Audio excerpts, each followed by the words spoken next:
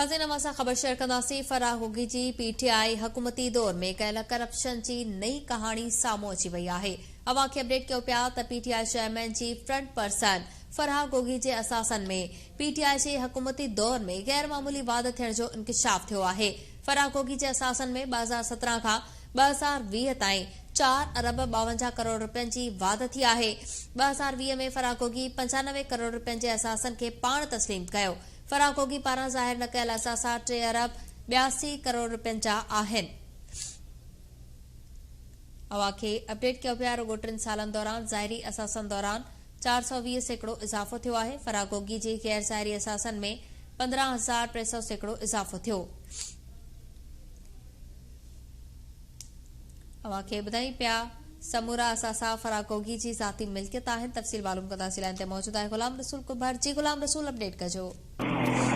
जी PTI दौर जी हिकड़ी वॾी करप्शन साम्हूं आई आहे। फराह गोगी जेका पीटीआई चेयरमैन जी फ्रंट पर्सन सम्झी वञे थी, उन जे असासन में गैर मामूली इज़ाफ़ो रिकॉर्ड थियो आहे, साम्हूं आयो आहे। मुख़्तलिफ़ इदारनि जांच करे मुख़्तलिफ़ अघकर हथ कया आहिनि।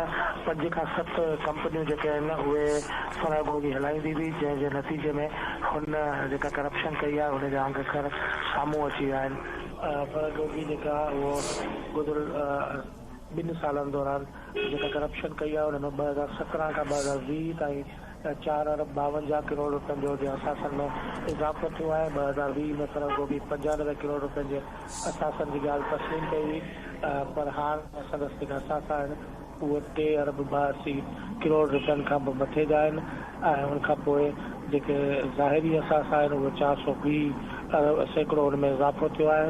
ऐं उन सां गॾोगॾु मजमूई तौर ते 15,300 सेकड़ो उन जे असासा जेके आहिनि उन्हनि में इज़ाफ़ो थियो आहे। जी गुलाम रसूल, तफ़सील ॿुधाइण लाइ महिरबानी।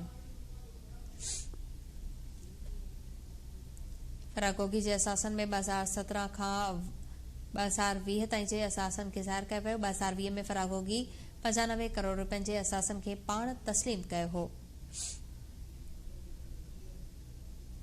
फराह गोगी गैर ज़ाहिरी पर मिल्कियती असासा 3 अरब 82 करोड़ रुपयनि जा आहिनि।